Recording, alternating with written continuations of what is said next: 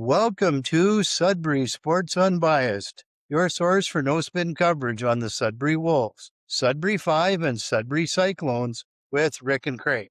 Hello, sports fans. Craig here, and we have Rick with us on a Tuesday night. Rick, how are you tonight? It's the aberration of my lifetime schedule this summer anyways. Availability on Tuesday evening, no complaints here. Well, there you go. Happy to have you any time of the week, and good to have you tonight because we have some news, and we're going to talk about the Sudbury Wolves. But before we do that, if you were listening closely, I amended our intro slightly, and it was to not include the Sudbury Cubs.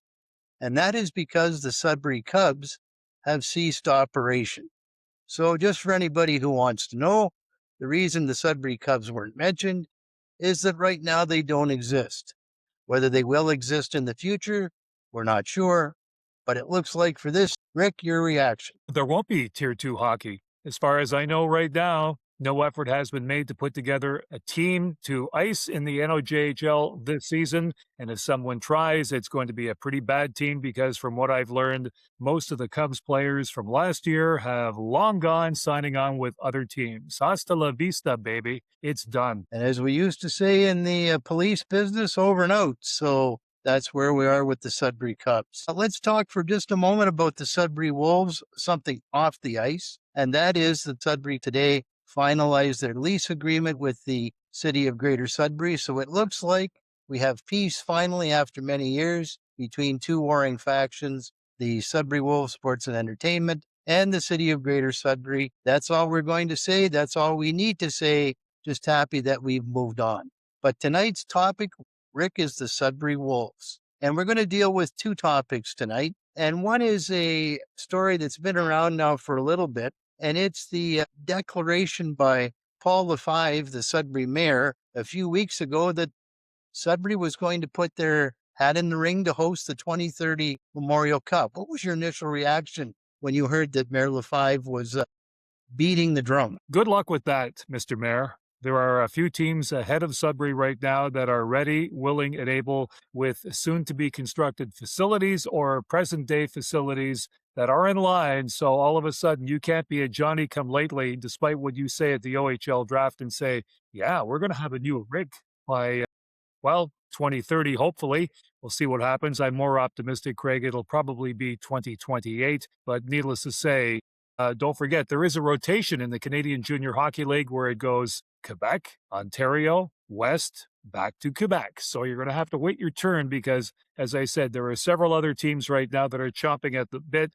Let's not forget Sault Ste. Marie, which tried to get at least some kind of early advantage to host the Memorial Cup. It's been a while for the Sioux. So again, another northern team just waiting for their chance to play host to the big show at the end of the year. Yeah, I think that was during COVID, Rick, and I think they wanted to host, but for one reason or another, they felt it best not to bring their bid forward. But I can see them definitely being a potential bidder in 2030. I also want to talk about the other cities that may be in line. There's more than one city that's going to be building a new arena. And one of those is in Brantford, and that's obviously the Brantford Bulldogs. Also in Ottawa, we're supposed to have a new arena there on the old Lansdowne Park site. So Sudbury, as you say, will have plenty of competition for the Memorial Cup bid.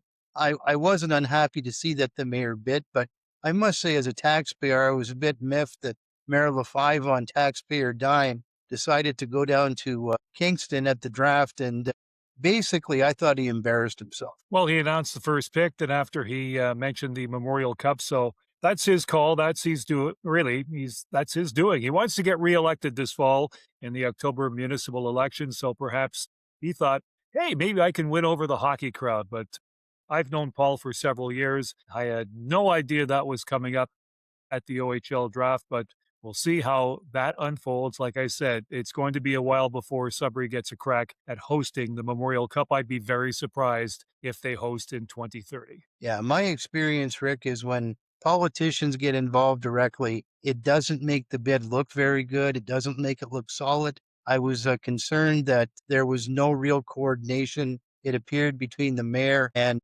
Sudbury Wolves Sports and Entertainment. I think if you're going to do this properly, you have to have both entities lined up. And essentially, that didn't happen here. So I appreciate what the mayor was trying to do. I don't really think that he helped the cause. Let's talk about something that's not quite as obvious about the bid. And I think that the viewers need to appreciate what goes on in a Memorial Cup bid. First of all, the host city has to put up a financial guarantee. And I understand that to be about $2.5 million. So that would be obviously up to SWSE. Maybe the city helps out, but that's a substantial amount of money, Rick, to put up for a guarantee. And that's a concern right off the bat. Well, that's not pocket change. And the thing is, we got a few problems that we have to iron out before we can even look at a Memorial Cup bid. We need the rink to be completed. It's got to be done to the best of everyone's ability. Then comes the parking issue, which is first and foremost just ahead of hotel accommodation, because after all, if you're going to try and pack 6,500, maybe 7,000 people into this week-long event, where do they sleep? You got to accommodate the teams, fans coming from right across Canada. And do we have adequate accommodation? Should have by then. After all, we do have 4 years to work on that matter. And there are other hotels that are in the process of being constructed, but so many factors. You need a volunteer squad. You need a competitive team at that time. I mean, look what happened in Kelowna this past year. Great city, nice team, not a very good one. So you don't want the home team going 0-3 and out. It's not like the Ottawa scenario back in '99 where they were eliminated in the OHL playoffs, but very early, but made a nice run and made it to the final and won the championship. So many factors. And the thing is, a lot of work. It's going to be very intense. And the thing is, if Paul Lefebvre thinks that, well, I'll just let Dario and SWSE worry about things like that, you know what? It's going to take a very strong organizing committee, if you know what I mean, to make sure this is done right, because all eyes right across Canada, and more importantly, the Canadian Junior Hockey League will be on Sudbury if, in fact, that ever comes to fruition. Yes, they certainly will, Rick. And that is a big concern. I think there's another concern that people really don't understand. And that is that host teams need to be competitive. You mentioned it in Kelowna. The Kelowna team went 3-0, didn't make the Canadian Hockey League look good for selecting them as the host city. And you can be rest assured that the Guelph Storm got a memo from the CHL and specifically to George Burnett. Please make sure your team is competitive in the next Memorial Cup. And that's why you've seen Guelph, quite frankly, trade everything that hasn't been nailed down to try to have this team in good shape for a lengthy playoff run and hopefully a lengthy run in the Memorial. Well, George has been around this league a long time. He knows the ins and outs, and it's going to be up to the management team in Guelph to make sure, to ensure host Guelph is going to be competitive. So I don't expect anything less. No, I don't either. And, I think the Canadian Hockey League has faith in George Burnett. George Burnett has won a Memorial Cup. He's been to the big dance. He's coached in the NHL. And I think that's the biggest weakness that people are not understanding about the Sudbury bid. The Sudbury Wolves have not been successful on the ice. And one of the things that the Canadian Hockey League looks at, Rick, is long-term success. And unfortunately, when you have a situation where the current general manager, that being Rob Papineau, has won zero, and I repeat, zero second round playoff games in his entire tenure, I don't think that looks good for the Sudbury bid. Well, we don't know if Mr. Papineau will be around in 2030 at that time. So again, if he intends to be around in order to make sure that the franchise is going to be competitive, there's a lot of work on behalf of the scouting staff, managerial staff, in order to turn this ship around. And it all begins with this season. And I know there are high expectations on behalf of management and ownership that this is going to be a winning season. So let's see what they've got on the ice first. And like I always said, I don't get excited about exhibition games. I don't get excited about the first 6 weeks of the season. Come December, Craig, and we've known each other for quite some time. This is where the real face of a team begins to show itself, good or... Well, Rick, we know that the OHL season in reality doesn't start until after Christmas, specifically after the trade deadline when teams strengthen themselves. And believe me, after the trade deadline, you and I both know, we know the teams that are the contenders and we know the teams that are the pretenders. And unfortunately, in the current regime, we have never really been a contender. We've been a pretender. And I think that's the biggest difficulty that a Sudbury bid has, is that the team does not have the pedigree, does not have the track record to demonstrate to the CHL, yes, you can put this event here and the team will be successful and we will be a good and proper host. I think that is a serious issue. That's a guarantee that's hard to live up to. Very, very difficult to live up to. But like I said, we've got a couple of seasons to work on that. So let's see how everything comes out in the wash, to use an old cliche, because it's going to be interesting beginning this season, some new faces. And of course, it was just a couple of weeks ago that we got to meet the number one pick at Dynamic Earth on a 36-degree day, hot, humid, sticky. He wanted to sign his contract, I guess, at the Big Nickel and very close to Dynamic Earth. And lo and behold, it did happen. So the Wolves have got their man, number 5 pick overall. So let's see what Kash can do this season when training camp begins. And he'll be tested right off the bat coming up in just a couple of weeks. Yes, and in fact, that was the next thing that we're going to talk about here tonight, and that is Kash Kwajah himself. And for those who don't know who Kash Kwajah is, he played in the Greater Toronto Hockey League. He scored over 2 points per game, primarily a winger. He can play center.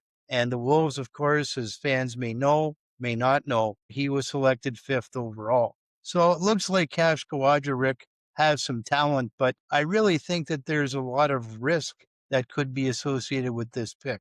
What do you say about that? Well, he had a 63-point season, so he can put the puck in the net as a winger and racked up plenty of assists. And the thing is, the big question is, I mean, the Wolves really needed a center, especially a second line center this season. So, okay, the big question we all have to ask is if he's going to play on the wing, which I expect he will, who does he play with? I mean, we've got the logical candidates, some experienced players, maybe a Blake Clayton. We've talked about Chitteroni. Hudson Chitteroni, but I kind of like Clayton simply for his experience. Unfortunately for Hudson, I mean, hey, listen, if he comes to camp healthy and stays healthy, he could be a key individual to play with Kash as well. And the thing is, he's not tepid. He'll throw his weight around and could be a good mate for Kash on a line. But the thing is, coming off a lot of injury time last year. So Blake Clayton will have to see. There are other players too. So I think it's going to be rather interesting how the coaching staff plays with these line combinations. And that's the good part about exhibition hockey. No one really cares who wins or loses.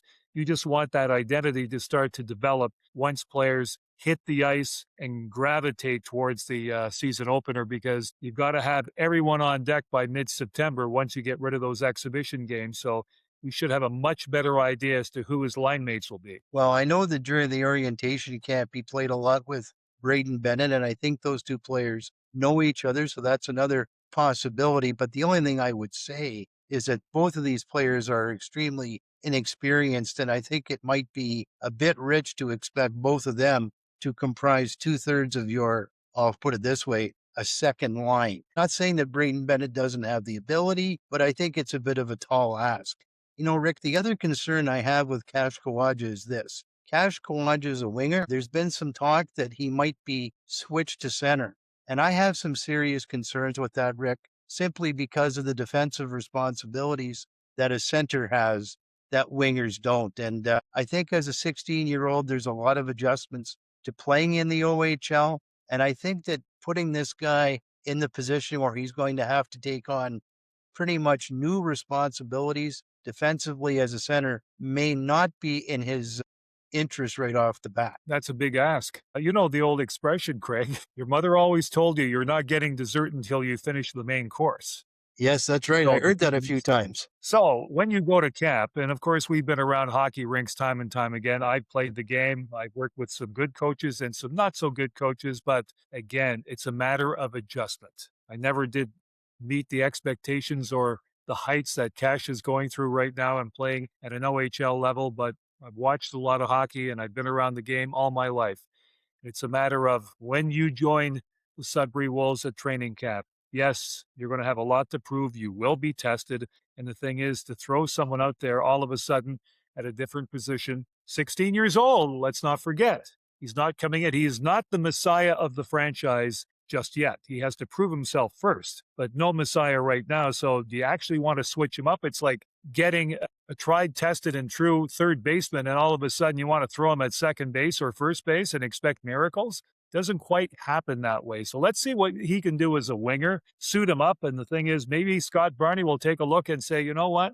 Maybe this guy does have potential, but right off the bat, with my limited minor hockey coaching and viewing and knowledge of what goes on, I think it's a big risk. And the thing is, let him start off as a winger and let him get his feet. Yeah, that certainly was my thought, Rick. I think he'd be much better off starting as a winger, taking on less responsibility if he can cut it.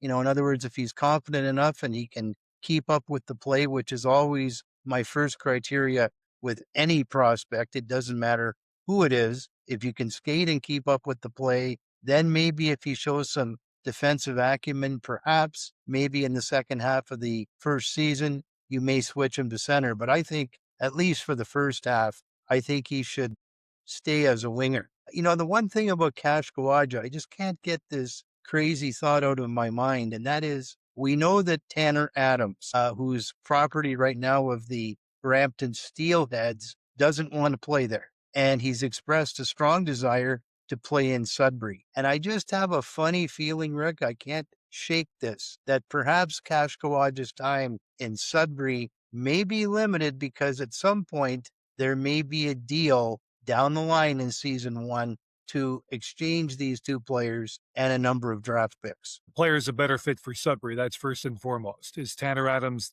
the answer to that question? And the thing is, it's great to have a talented person, but what do the Wolves need right now? Is Tanner Adams better than Kash? We don't know.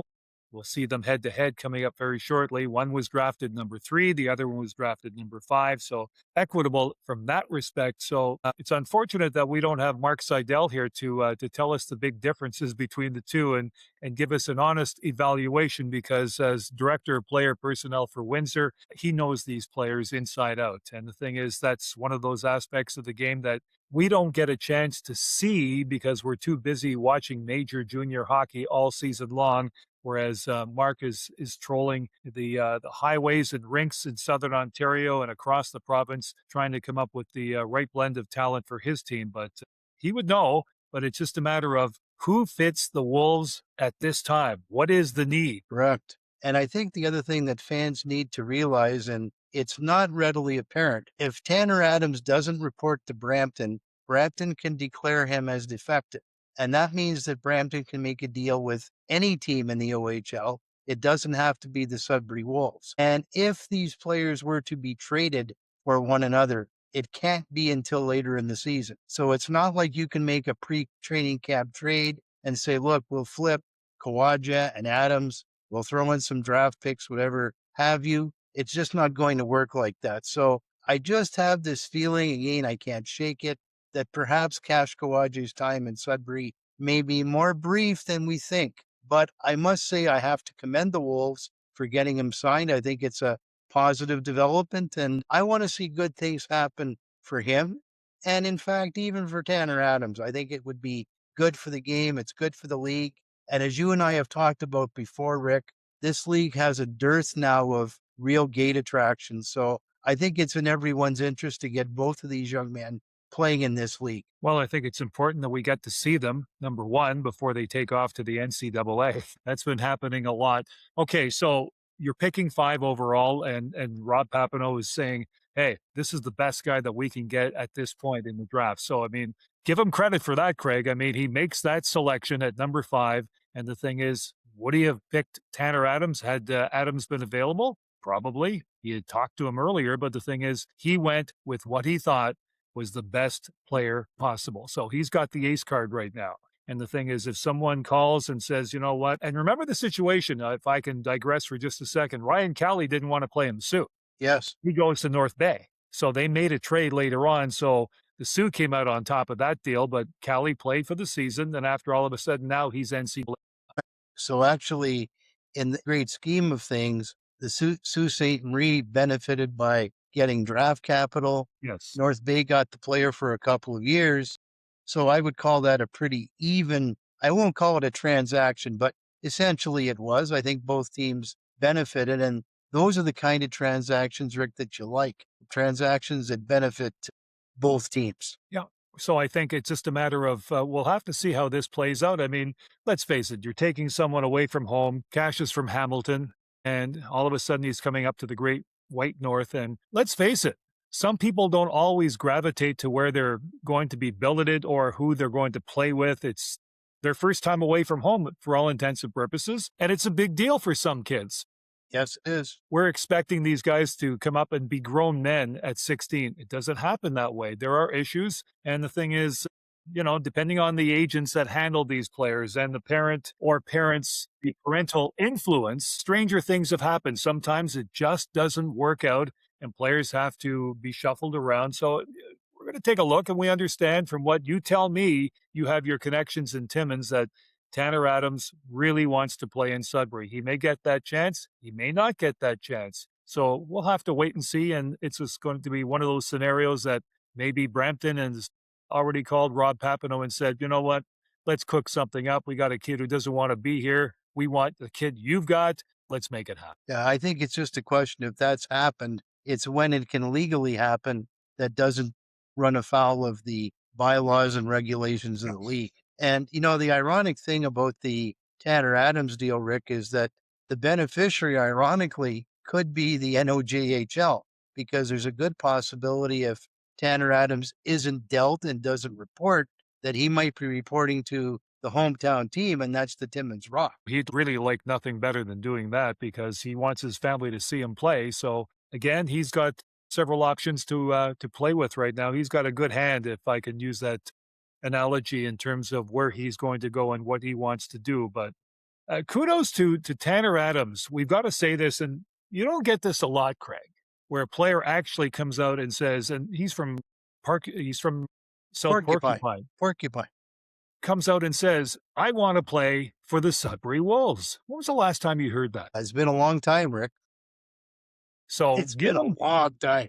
Give him the kudos he deserves. I mean, he really wants to play in Sudbury. And the thing is, the fans will certainly appreciate him if he gets that opportunity, but you don't get that too often. I mean, I haven't had too many people say, unless they're going to London, I want to play for the London Knights with the Hunter brothers. But again, that's a different story in itself. But someone wanting to come to Sudbury is a good sign. So, we can point out some of the flaws in the Wolves organization, but when you get someone who's actually standing up and says, I want to be in Sudbury, that speaks a lot. Well, it does. And it actually gives the organization a lot more credibility because people want to play here. We both know there have been numerous occasions over the years where people have come here and they've said, and, your friend Blaine Smith has told us that, there's been occasions right on draft night.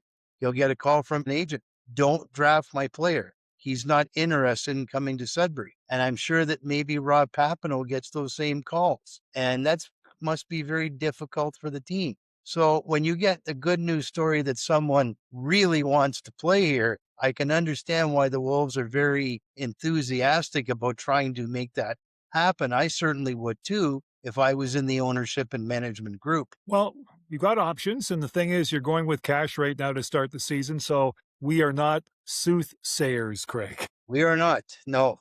We just have For opinions. a lot of things, but not that, Rick. No. Yes, we just have opinions as to what we think might happen or could happen or suggest maybe options. But again, that's entirely up to management. So we'll see how that unfolds. Training camp, couple of weeks away. Don't forget, September 17th, the season starts. So again, these questions and more have yet to be answered, but we will be on top of them to the best of our ability. We will absolutely be on top of them, Rick. And, it's all this talk and the arena lease. Yeah, it's a minor item, but, it just reminds us that the hockey season, even though it's summer, it's not too far away. And Rick, I want to thank you for coming on tonight and sharing your opinions and your perspective on these important issues. And I want to tell people, if you like what you're hearing, hit like and subscribe. We're growing.